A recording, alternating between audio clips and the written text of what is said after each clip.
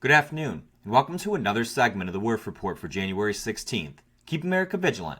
To 23. Pushing back.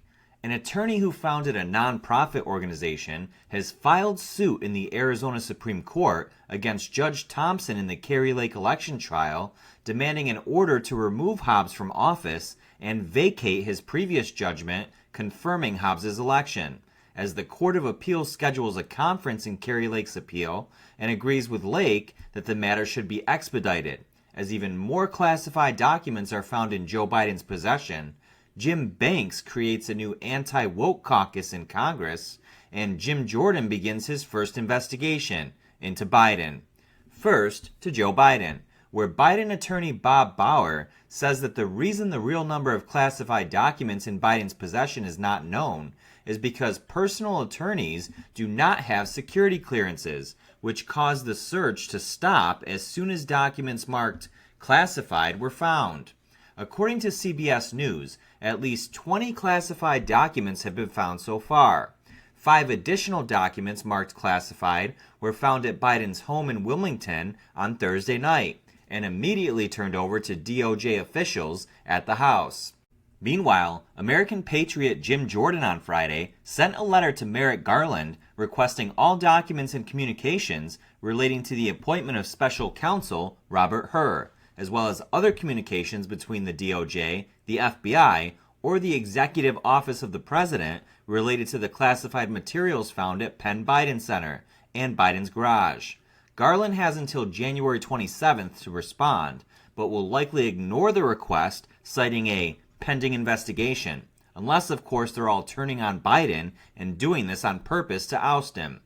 Also out of Congress today, Representative Jim Banks of Indiana announced on Friday that he's creating an anti-woke caucus to take on, quote, political correctness groups which have formed a, quote, tyranny changing America through indoctrination. Banks stated, quote, the most toxic part of this tyranny is its doctrine, wokeness, and, quote, this utterly un-American doctrine would be comical were it not so powerful. And it is powerful because it is enforced not only by every major national institution, it is promoted and funded by the federal government itself. How right he is, folks. Thank God someone is now working to do something about it.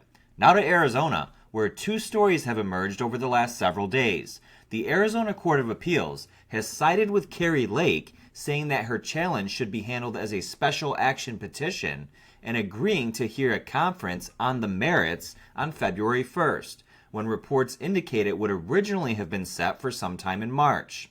Hobbs and her attorneys have until tomorrow to respond as to why Lake's challenge should be rejected.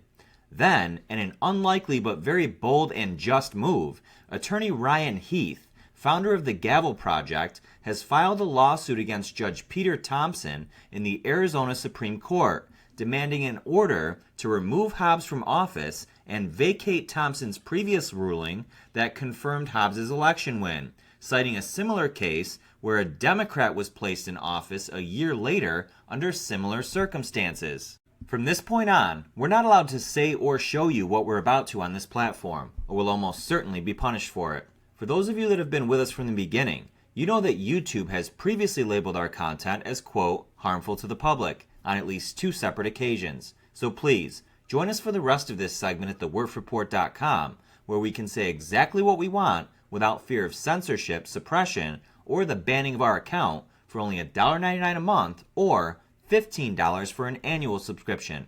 Your support helps us do what we do. See you there.